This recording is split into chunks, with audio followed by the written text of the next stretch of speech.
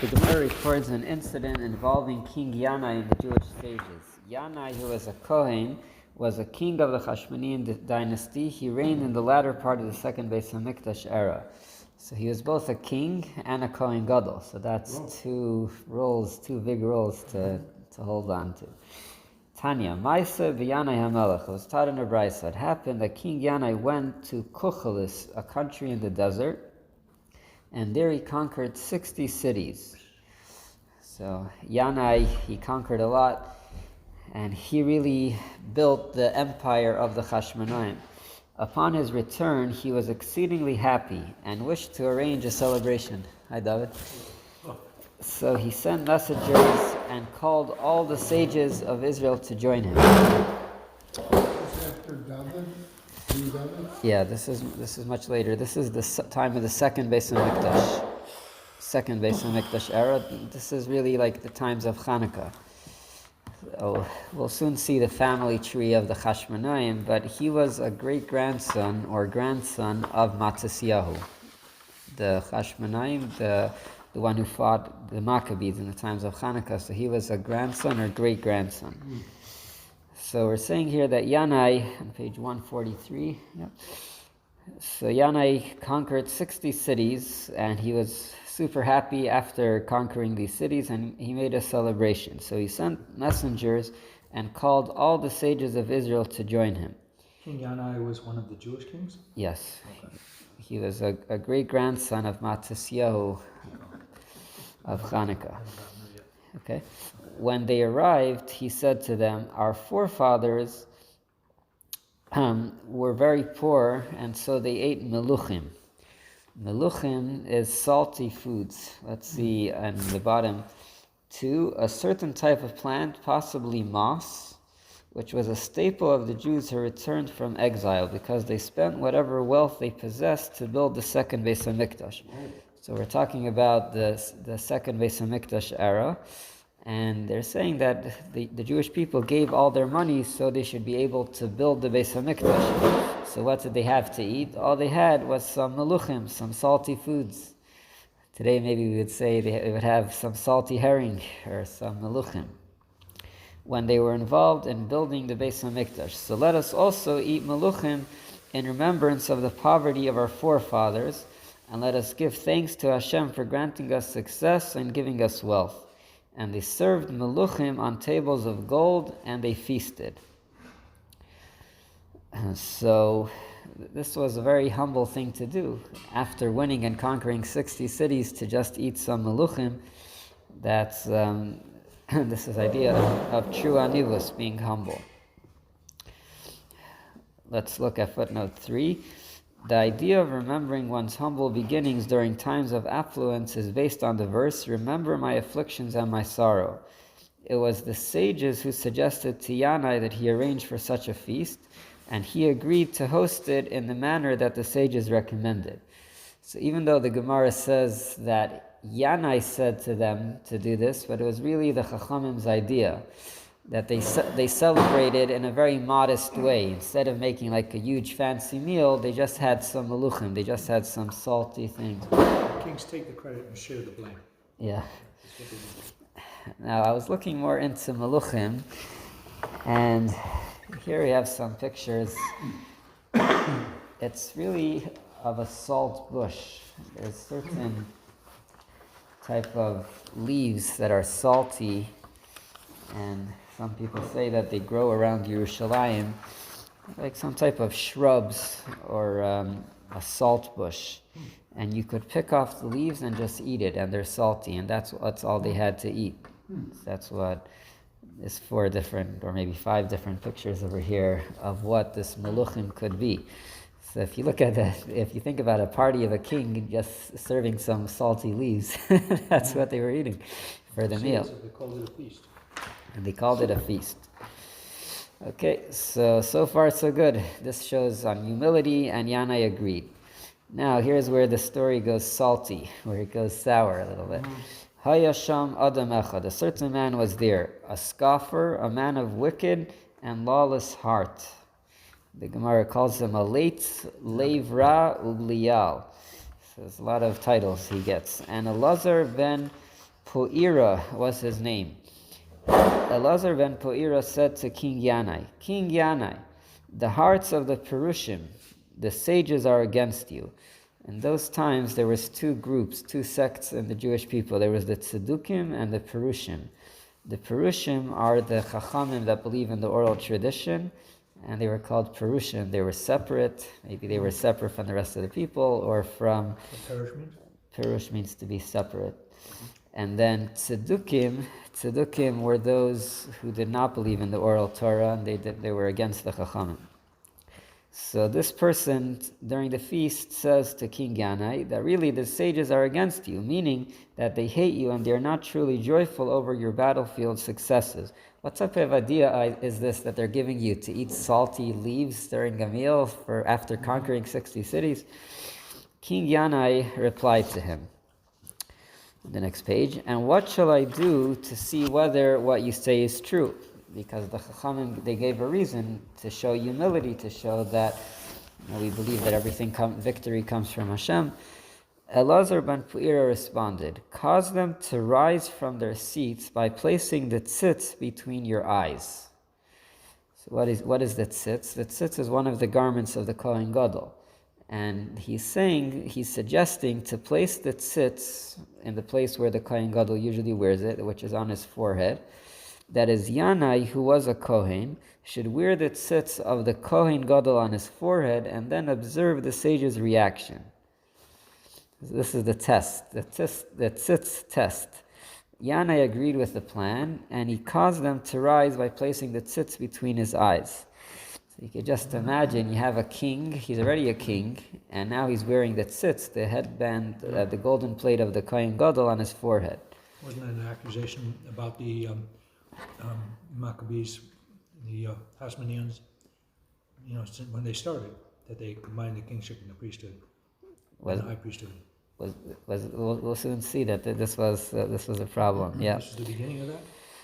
But there were a few of them. A few in the family of the Hashmonaim were both kings and Kohen Gadol. So one of the sages spoke out against Yannai. Hayasham Zakenecha. There was a certain elder there whose name was Yehuda ben Gedida. So we have here all the names of the people that were involved in the story. And Yehuda ben Gedida said to King Yannai, King Yannai, be satisfied with the crown of kingship and leave the crown of kahuna for the progeny of Aaron. So this is exactly what David mentioned. He says it's enough to take one crown. It's enough that you're a king. You don't also need to be the Kohen Gadol. Leave that for the descendants of Aaron. Which is funny in a way because he was a descendant of Aaron. We just said that he was a Kohen. The Hashmonaim, we say that they were Kohanim. But he said it's enough to be a Kohen, you don't need to be a Kohen Gadol, because only the Kohen Gadol would wear the tzitz, the headband. And why is that? The reason the sage challenged Yannai's fitness to be a Kohen was because people had said that Yannai's mother was once captured by idolaters in the town of Modi'in. We know that's the town of the Maccabees, Modi'in, before Yannai was born. So his mother was in the hands of the non-Jews, and she was captured. If this was true, Yannai would have been unfit to serve as a Kohen. The matter was then investigated, and was not found to be conclusively true. Subsequently, the sages of Israel, sensing Yannai's anger, left the feast. So this was the whole thing that ruined the feast.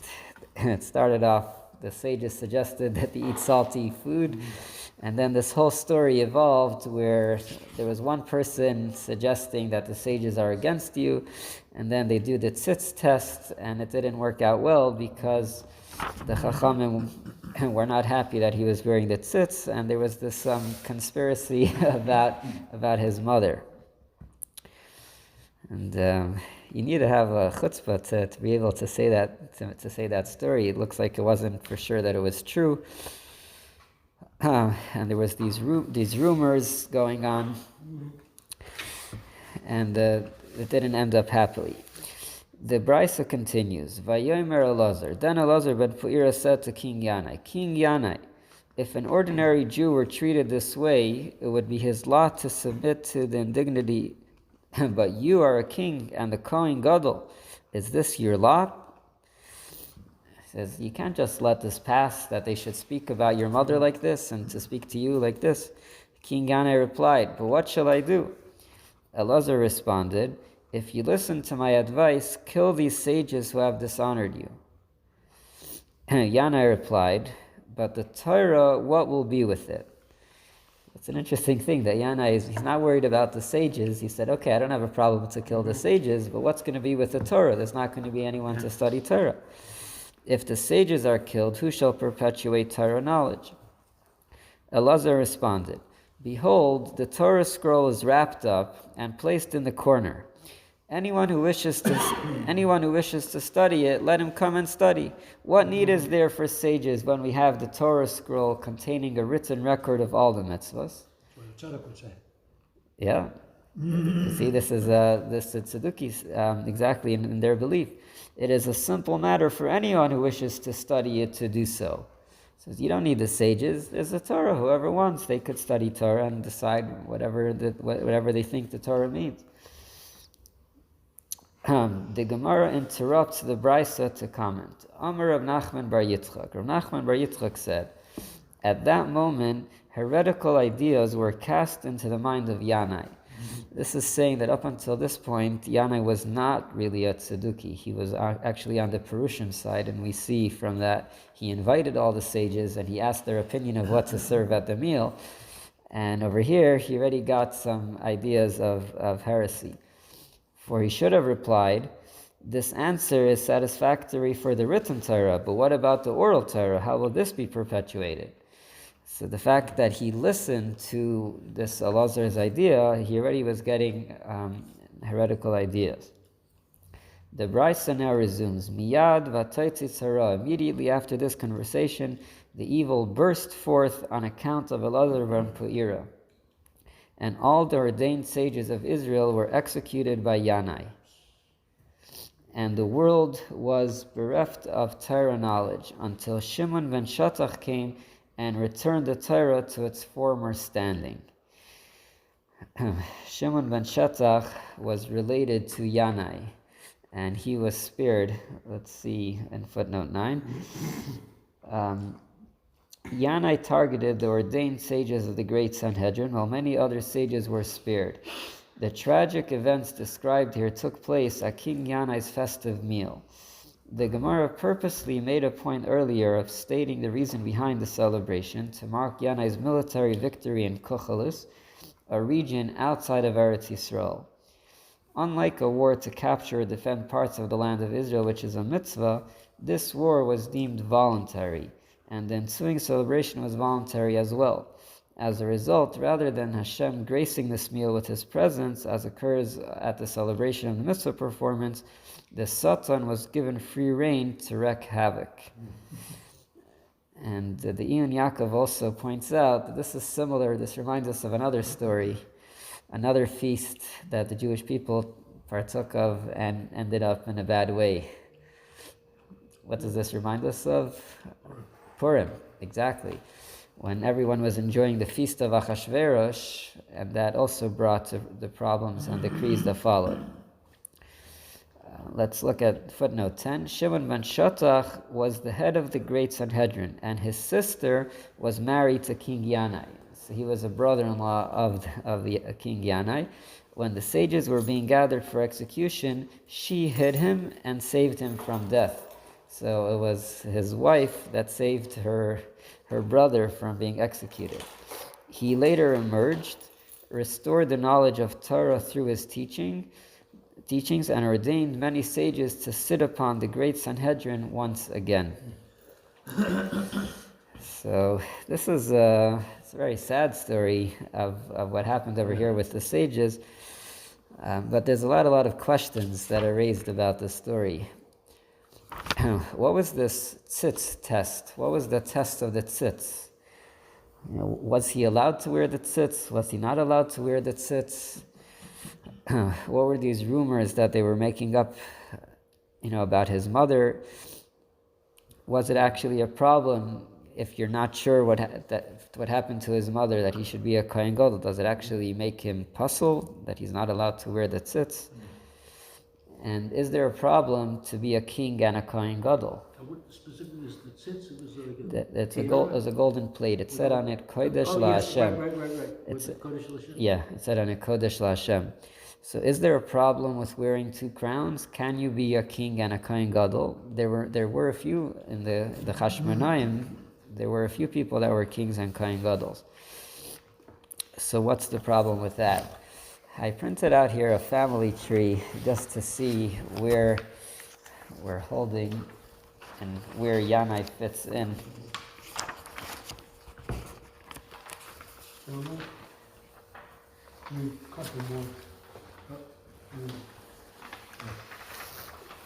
So on the top, this is the dynasty of the Hashmonaim.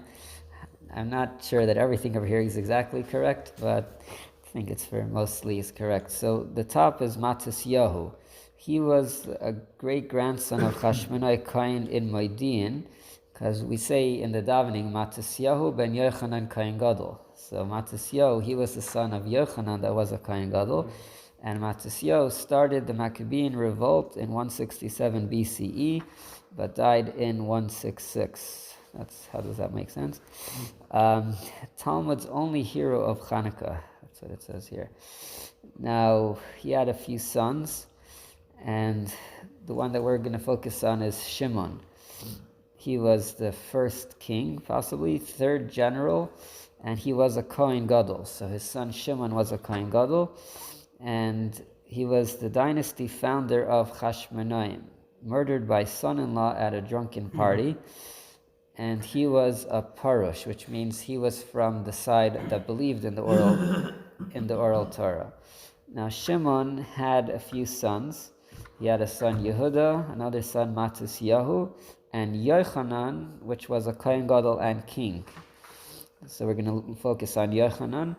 He expanded territory by war more than his father, switched sects to Tzedukim, invented forced conversions. There's a whole story that he converted a whole country.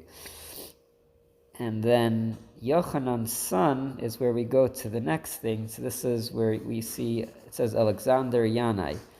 This is who we're talking about over here. He was a king and Kohen Gadol of largest. He had the greatest empire. He was a strong tzaddik, killed thousands of sages, which are Pirushim, Talmud's model Hellenistic evil king. So that's who we're talking about over here, King Yannai, which is a great-grandson, according to this, of Matisyahu of Hanukkah. So that's just where he fits into this picture. And his wife, the one who saved Shimon ben Shetach, she was called Queen Shalom Tzion. And then it says that she switched sex to Pirushim, sister of Shimon ben Shetach. Ruled alone 76-67 BCE. That's just a little bit about where Yannai fits into the picture of the dynasty of the Hashmonaim. So let's jump to the back. Let's jump to the back over here.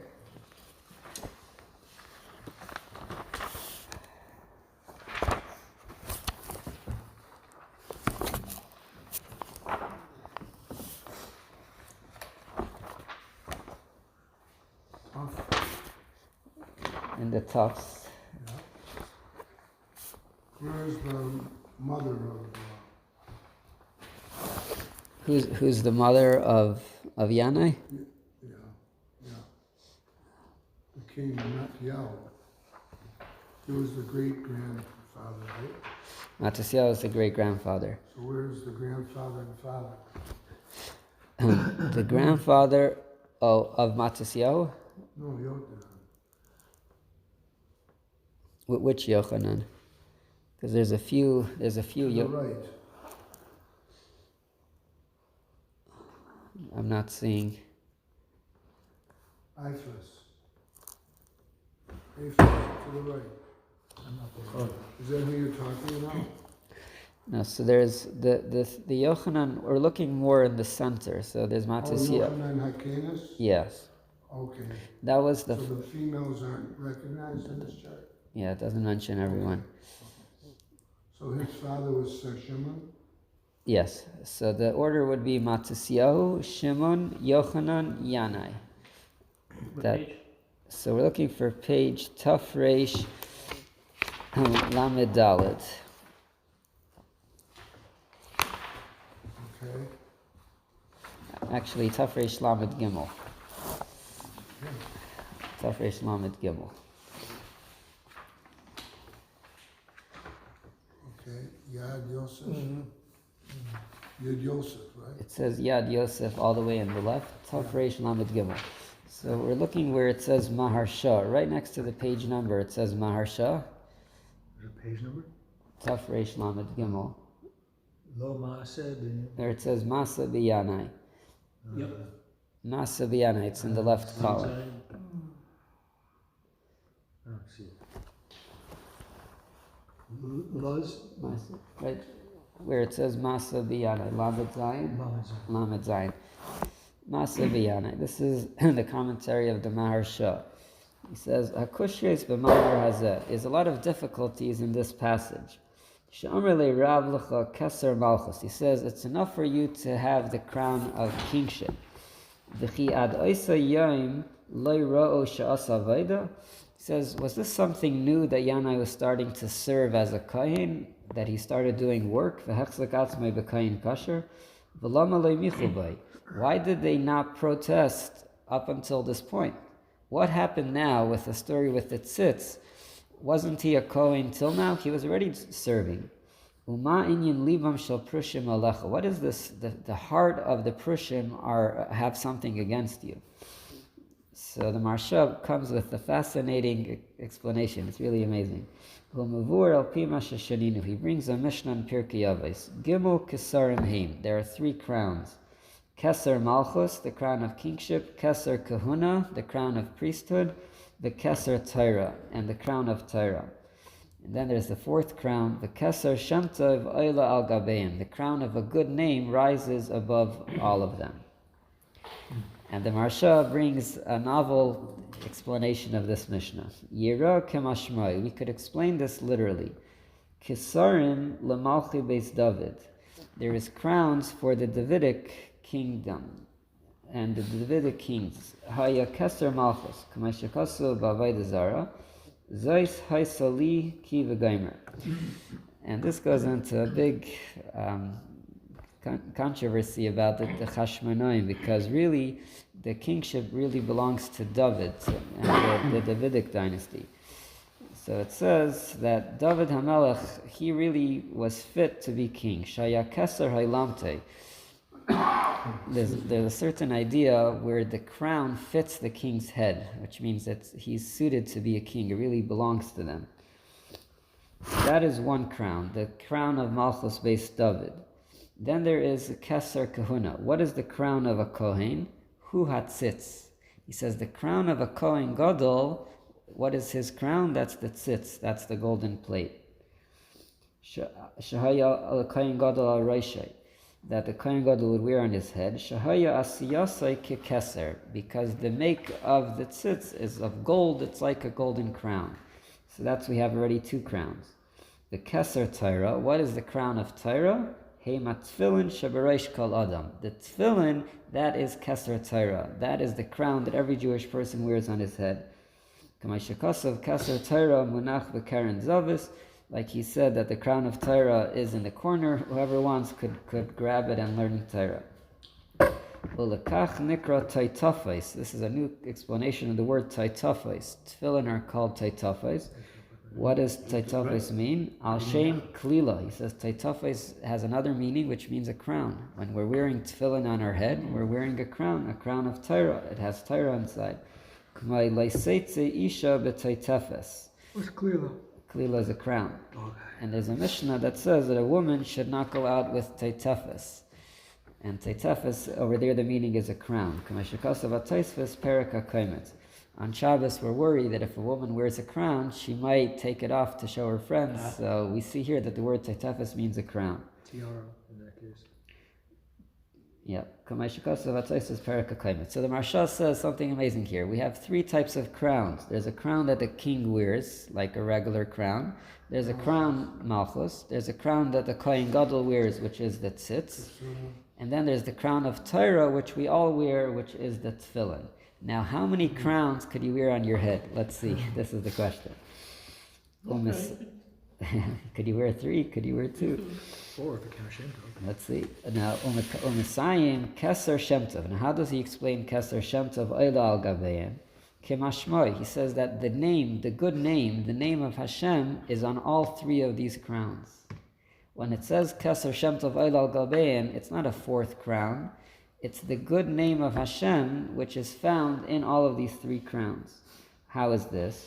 Sha'ala tzitz hayakasav kaidish l'Hashem. The tzitz is easiest to explain. It says kaidish l'Hashem. So you have Shem Tov. You have the good name of Hashem over there. Va'ala tefillin, on the tefillin, Shem Shakai. We know that the name of Hashem is written on the tefillin. We have the Shin, the Daled, and the Yud. What about the crown of kingship? Val Keser Malchus Nemar Vayeshev Shloimei al Kisei Hashem. It says that Shlomo sat on the seat of Hashem. Shekisrei Nikra al Shmai. We see over here that the king of David is really a representative of Hashem's royalty. So the Maharsha has a beautiful explanation here that Keser Shem Tov, the good name, is on all of these 3 crowns, al Gabehen. Because on the tzitz you have Kodesh La Hashem, you have Hashem's name. On the tefillin you have Hashem's name. And on the king, also it's Hashem's name because he's the one representing Malchus of Hashem, representing Hashem. Okay, now once we have this introduction, now he's going to explain our Gemara. V'inyan HaMaimer. This explains our Gemara. Shetzliach Yannai b'milchama. When Yannai was successful in his battle, Kara l'chachmei Yisrael. He called those sages. Va'asa Sa'uda, this continues on the next page, Alpim Chachmei Yisrael Uprushim, based on what the sages taught. V'helu Meluchim al Shulchanai Shel Zav. They brought these salty foods, today maybe we would say they brought some herring, al Shulchanai Shel Zav, on golden tables. Sheyizker ha'adam b'mei Eishrei, that even when a person is wealthy, u'ma'alasai es b'mei anyoi v'sheflusai, person should remember the days when he was poor and when he was humble. It's the idea of humility. Even when you're successful, even when you're great, remember that there's a time that you were low and Hashem brought you to this greatness. I could see this king being very insulted. Insulted. Yeah, several times. First by the poor quality food, and second by the disparaging of his mother. Yeah. Now, Elazar that gave him this idea to test the sages, Haya mikasa tzedukim. He was from the group of the tzedukim. Shaloi ratzu lekabel mirabam lishtamish shaloi lekabel pras. How did the tzedukim start? What was the beginning of the separation?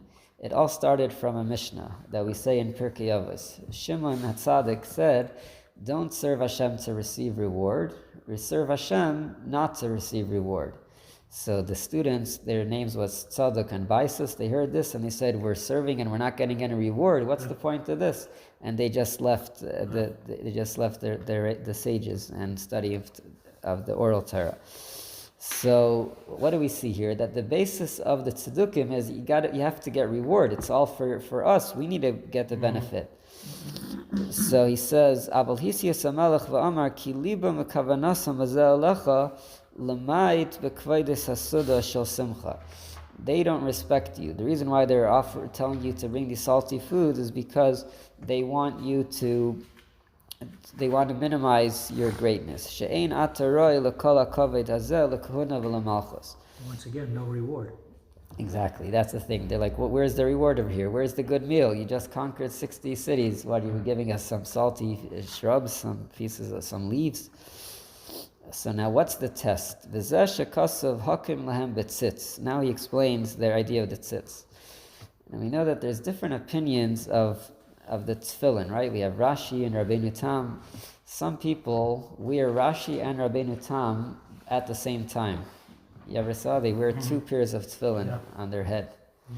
And the Gemara actually tells us, the Gemara actually tells us that there is space on the head to put 2 pairs of tefillin, which means if you have very small tefillin, Chabad tefillin. that's right, it's not a Is that why Chabad. Chabad makes his tefillin so big, to repudiate that? I don't know if that's the reason, but the Gemara tells us that there is space for two tefillin on a person's head. What's the proof? V'nilmad mi Kohen Gadol. We learn this from the Kohen Gadol. Shehiniach tzitz utfillin. A Kohen Gadol would wear the tzitz, the headband, which goes by your forehead, and he wears he wears the tzitz and he wears the tefillin. So, what do we see over here? There's 3 crowns over here.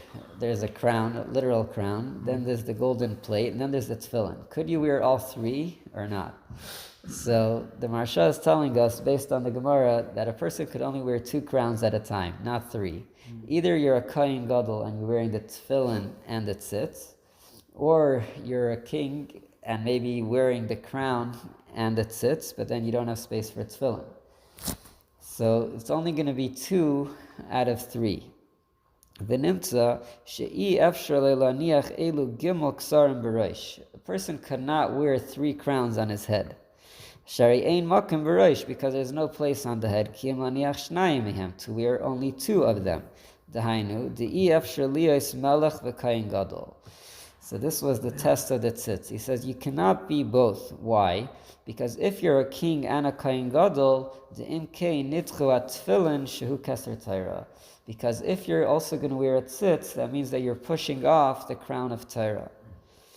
And he did. And this is exactly the point. This is the test. This is what he was trying to show. He's saying, do you need the sages? And this is really this was a question of power, really. Because if you think about it, there's a melech, a Kohen Gadol, and who's greater than that? So the king, he's the most powerful. The Kohen Gadol is the most respected. He's, in a way, the one who's representing the Jewish people in the Beis HaMikdash. But then, is there anything greater than that? Is there anything greater than a king and a Kohen Gadol? Oh, the sages. That was the only challenge to their power. You see that because if you're supposed to leave a Kohen Gadol and follow a sage. Yes? And this is what Elazar was telling Yannai, is like, if you really want to be the all-powerful one, the only ones who could stop you are the sages. The only thing that's greater than a melech and a Kohen Gadol is the Keser Torah. And he says, if you want to wear both, if you really want to be the melech and the Kohen Gadol, you're going to have to push off the crown of tefillin. You're going to have to push away the crown of Torah. And the truth is that they do need the sages. V'melech v'Kohen Gadol tzrichim la'osei Keser Torah. And the truth is that you cannot be a true king without the Torah. You cannot be a true Kohen Gadol without the Torah. D'chsiv, bi malachim yimleichu. With me, which is the Torah, that is how kings can rule.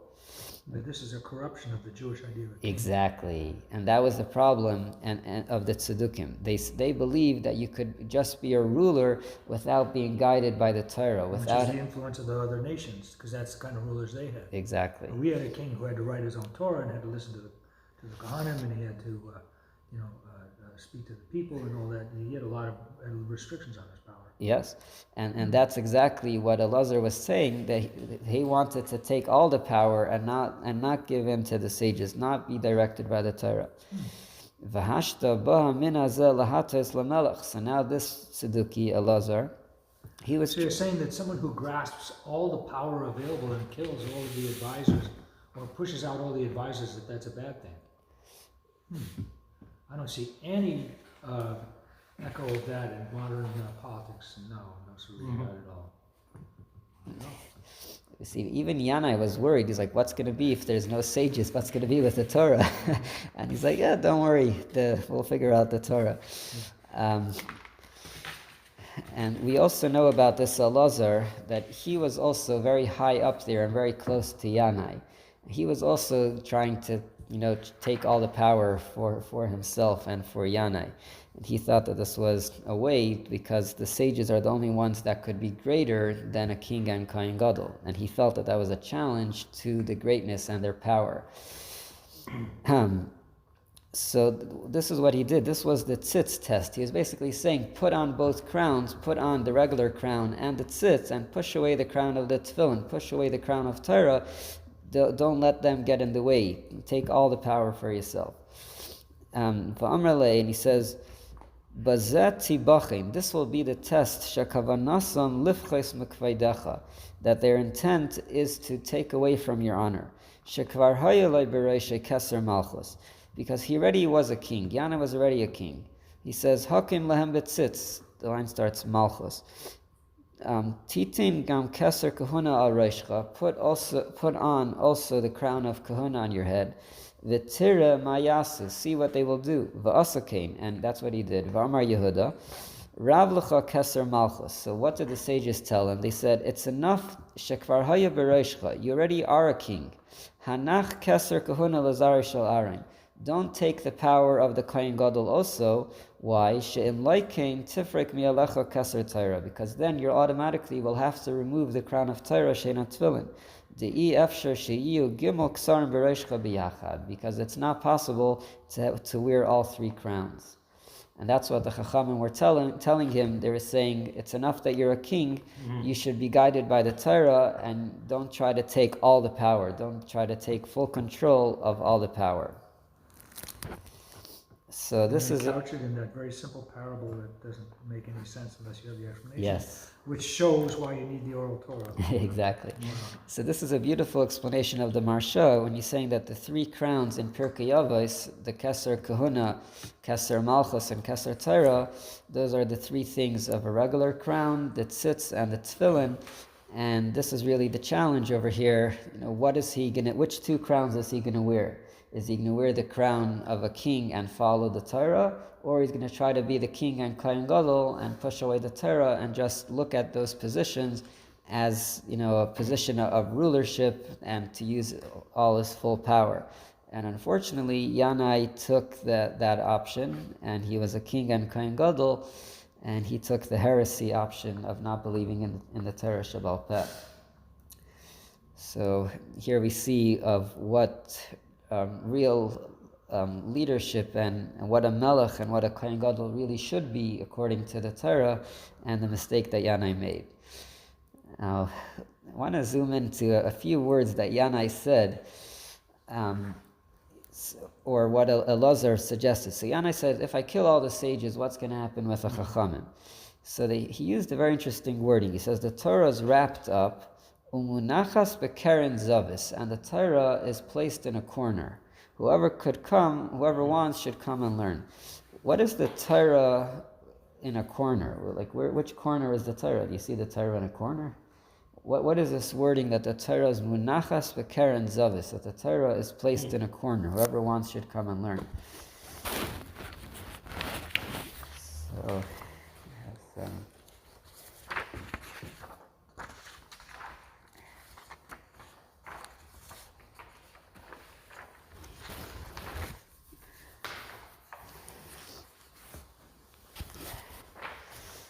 okay, so it says like this: Hare krucha umunachas bekeren zavis. Krucha is that the Torah is wrapped up and it's placed in a corner. Yesh lahakshay. So there's a question here on these two words. Lama yichid lamakoim bekeren zavis. Why did he designate a place for the Torah and put it in a corner? It should just say that it's wrapped up and placed wherever it is in the Aron Kodesh or on the shelf. Whoever wants should come and learn. Why is the mention of the corner? And this is really the question: what was bothering Yannai, and what was the answer? He was wondering what would happen if he kills the Chachamim, and then what's Elazar's response to that? V'nirli b'siyata d'shmaya, the Isa b'medrash. It says in the medrash, ubal kanafayim yagid davar, comes from Koheles. Ubal kanafayim, the one with wings, will give out the word. Amar Reb Levi, aznayim lakir. Reb Levi says the wall has ears. Yeah. I say there's no secrets. The walls here, the walls have ears. Upirush harav Pachad Yitzchak. Now there's a rabbi, it's called Pachad Yitzchak. I guess his name was Yitzchak, and wrote a sefer Pachad Yitzchak. and he speaks about a certain architectural phenomenon. The Ir Mantoba, in the city of Mantoba, michutz lepesach ha'ir, outside of the entrance of the city, hanikra Ta, the city was called Ta, interesting name. Yesh Armon Malachim, there's a palace of kings. Visham Cheder Gadol Ma'id, and there's a big room over there. Nivne al pi chachmas hahandasa, it's based on the wisdom of architecture. V'hayoshev bezav v'zui, someone sits in one corner, umedaber dvarav, and speaks whatever he's saying. Karov el hazavis, close to the corner, b'kol namach ma'id b'lachash, and he's speaking very quietly. El hazavis atzma, he puts his mouth and speaks directly to the corner.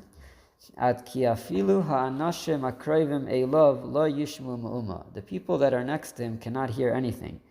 Hine ha'ish hanasun aznei b'zavish shekenegdai, the person who places his ear in the opposite corner, ba'alachzain, diagonally, yishma kol advarim mahim, will hear all of these things, hanemarim b'lechisha, that are said quietly, berurim ma'id, in a very clear way, b'safa berura. I've been in such a room. Yes? Lips, They have, The lips in the Capitol, I think it is. I think they have it also, it's called, and there's other museums here, It's an elliptical room, yeah? and there's two focal points to an ellipse. And any ellipse, you stand at one focal point, and all the sound is focused on the other focal point.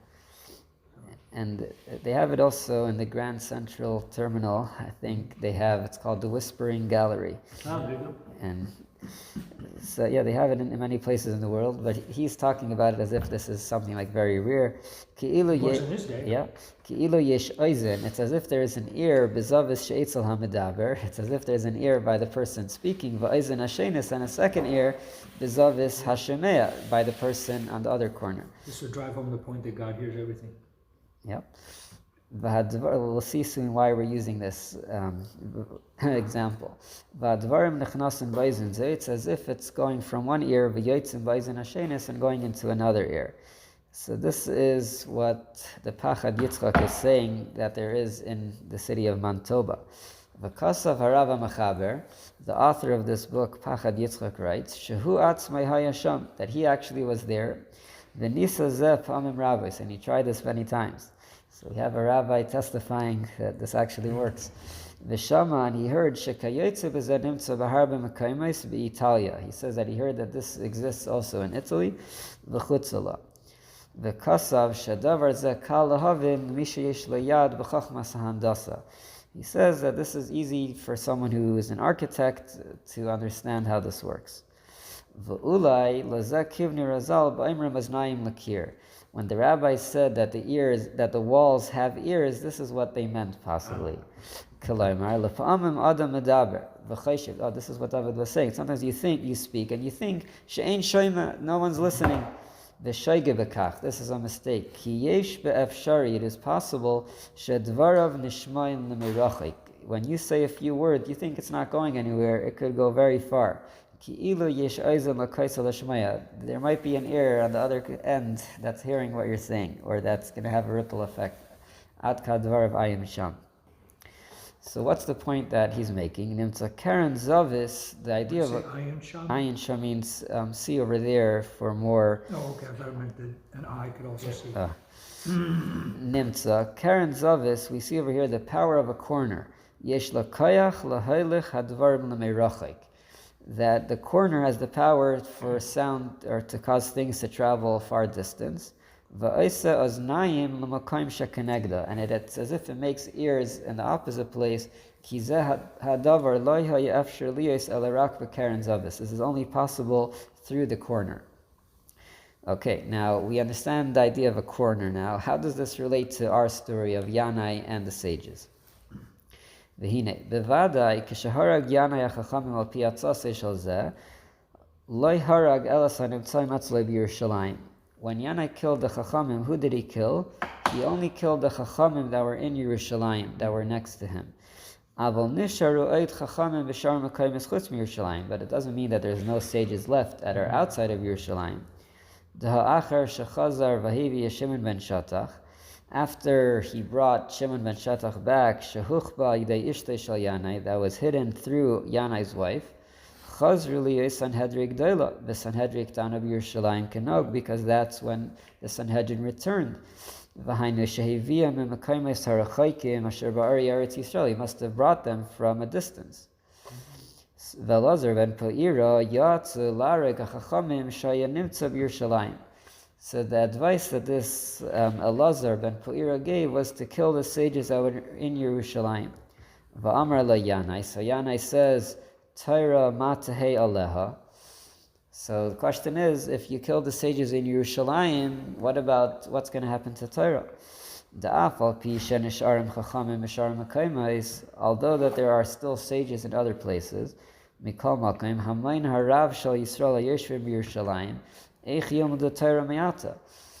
it's not like you have Zoom and Skype and everything. If there's no sages in Yerushalayim, what is everyone over here in Yerushalayim? How are they going to study? That was Yannai's concern if he kills the Chachamim. So what was Elazar ben Po'ira's response? And he answered, Ma bekach im taragas hanimtzaim pai. He says, okay, what difference does it make if you kill the ones that are here? V'tishar ha-Torah rechaika min ha-anashim hanimtzaim pai. Even if the Torah is distant from the people that are here, hini ha-Torah kerucha manachas bekaren zavis. The Torah is in a corner. What is the power of a corner? That things can travel from a far distance. So he says, it doesn't matter if there's sages in a different place, somehow they'll get the Torah to get back to Yerushalayim. This is the depth of his answer, of his response over here. He didn't just say the words in a corner for no reason. The reason why he said in a corner was to hint to this idea of things traveling from a distance. That's very interesting how he got to this from the. So that implies that only the Rebbeim in Yerushalayim were considered a threat to the king and not the others? That's what it seems like, because I guess that's where his main, like maybe the capital, or that's where he wasn't worried about the other Chachamim. And it looks like. So you're saying you won't kill Torah just because you kill the ones here? Yes. They're the ones who are a threat against your authority, but the ones out there, they'll continue teaching the populace and they're not a threat to you. That's what it seems like you're saying. But also, it seems like at this point, he wasn't a tzedukah yet. He was actually on the side of the Chachamim. It says right at this moment, that's when he got the idea of being a tzedukah. Like this but when he says kill them all, he's saying you don't have to worry about killing Torah. Yeah. Because the Torah will continue, but just, it'll be far away from you. Exactly, yes.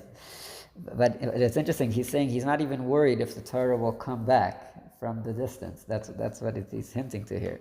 If I kill all the priests in the city, I don't think the other priests will be in a hurry to come to the city. Yes. But he's saying that the Torah won't be lost because eventually the Torah will come back. So he's saying the Torah, yesh la hasgula, the Torah has this special power that hanimtzas v'karen zavis, which is in a corner, sher mimerchak tavi advar meileha, that it could bring its words from a distance. If you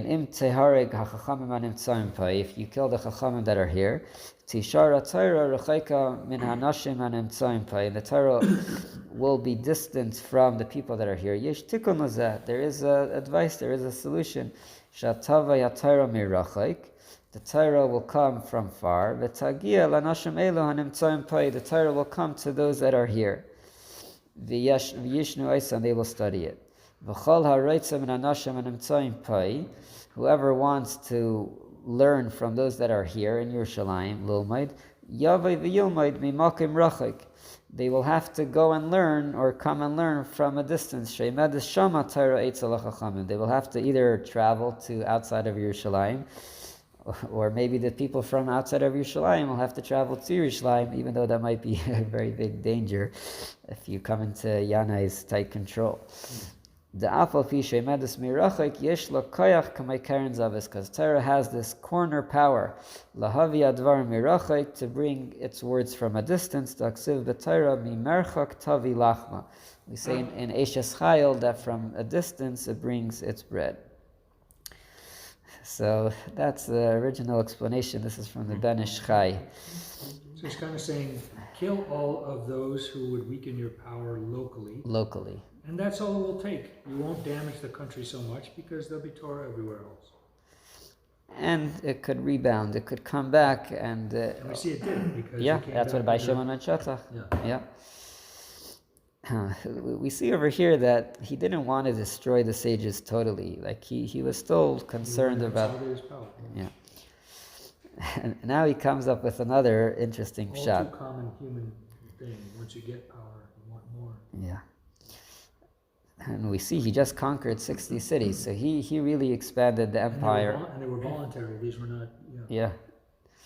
So he really expanded the empire of the Hashmonai. So, okay, I'll say the second pshat outside. He says, in the word Yisrael, we say the Jewish people are called Yisrael. The last letter of Yisrael is Lamed. What does the word Lamed mean? Lamed is Lamed, to learn Torah. So that Lamed is in the corner of the word. And he's trying to say, you think that Torah is only for the elite? You think Torah is only for the sages, it's for the Chachamim? Torah is in the corner of the word, at the end of the word of Yisrael, that's where the word Lamed, the letter Lamed is. So he's saying learning is not for the Chachamim only. Learning, anyone could do it. And this was again something that the Tzaddukim believed in, is that it's not for the Chachamim to interpret. It's not like that they have a certain authority over the Torah. This was another claim that Elazar ben Ha'ira was putting into Yannai's head. He was saying the Lamed, the Torah, is B'Karen Zavis. It's not, learning is also for the simple people. Anyone could make up anything in Torah. That was the claim of the Tzaddukim. it sounds a lot like Korach. Yes.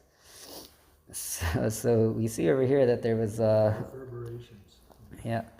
a lot of different things that were entering Yannai's head over here. This one thing is about do you need the Keser Torah? Are the Chachamim getting in the way of his power? There's the local Chachamim, and then there's the sages that are outside. And then over here there's this point, is who has the authority of Torah? Is it the sages, or is it anyone that could come and give an interpretation? I just want to finish off. There's a striking connection with Lag BaOmer. Just coming from Lag BaOmer, it says that after he killed the sages, it says the world was shamim, the world was desolate, until Shimon ben Shattach came and revived the Sanhedrin and the Torah. So we'll go to the last paragraph on the second page. So it says, where it says Reish Ayin, Ravashi? Rabbi Akiva Omer, Lama Torah b'yaldusai. Rabbi Akiva says, if someone studied Torah when they were young, Yilma Torah b'ziknusa, he should study Torah when they're older. Hayulai talmidim b'yaldusai, if you had students when you're younger, Yilai talmidim b'ziknusa, you should continue to have students when you get older. Shenemar b'bayker zera zarecha, it says in the morning you should plant, and in the evening you should continue. Do not let your hand go. Amru, Shneim Asar Elev Zugim Talmidim Haylel Rabbi Akiva. It says Rabbi Akiva had 12,000 pairs of students, which would mean 24,000. Migivas Ad Antifras, that was the place, this far stretch of these students. V'kulan Mesu B'Perek Echad, and they all passed away in one time period. This is the big question, what time exactly? During the Sphira, because they were not respecting each other. And the world was desolate. This is exactly the same words that it says in our Gemara after Yannai killed the sages. Until Rabbi Akiva came to the rabbis in the south, and he taught them the Torah. Who were the 5 students? There were Rabbi Meir, Rabbi Yehuda, Rabbi Yossi, Rabbi Shimon. Rabbi Shimon is Rabbi Shimon Bar Yochai, Rabbi Elazar ben Shemua. These were the 5 students that Rabbi Akiva had after losing 24,000. V'heim hamidu Torah, and they were the ones who reestablished the Torah again. So over here is a very similar idea, where you had a point where the Torah was almost forgotten, both in the story of Yannai, where he killed almost all the Chachamim, and the time of Rabbi Akiva, that all the students passed away. But look what happens. They come back, we come back small, but then we go back all the way. The Kedushim, the What? Tzaddikim, or the Purushim? The Prushim. Shimon ben Shattach, he was a survivor of all the Chachamim, and he reestablished the Sanhedrin. Sounds like Rabbi Akiva was a Gilgal of Shimon ben Shattach. I was thinking maybe Shimon ben Yochai might be because Rabbi Shimon was one of the 5 students. I Maybe was thinking because Akiva came and taught, Yeah. retaught. That's why Shatak came and retaught. The question is who was first in the order. I Rabbi think Akiva taught Shimon Bar Yochai. yeah. So Rabbi Akiva came first. But I mean between Yannai, Between Shimon ben Shattach and Yeah. Rabbi Akiva, yeah. I don't know the timing there. That's good. But I'm saying we see here a similar idea that even though they had nothing, they started from scratch and they rebuilt Torah. So Torah. So ideas. We learned from that when we had the Holocaust. So. Yeah. So this is the power of the corner power. You think it's only a corner, it's a small little thing. You can bounce back and start again, start much stronger. And the lesson is never giving up hope. And the Torah will never be forgotten. This is the power of the Jewish people, that we never give up hope, and we stick to the tradition, stick to the Torah. And ultimately, all the crowns, they all go around the crown of Torah. The Keser Torah is really what holds up the other 2 crowns. And you can't just have the 2 of Malchus and Kahuna without Torah. You need to have Torah to really be the guiding light in the direction of rulership and leadership. And that's it. We're getting close to Matan Torah. Learning the power of Torah. Yeshua.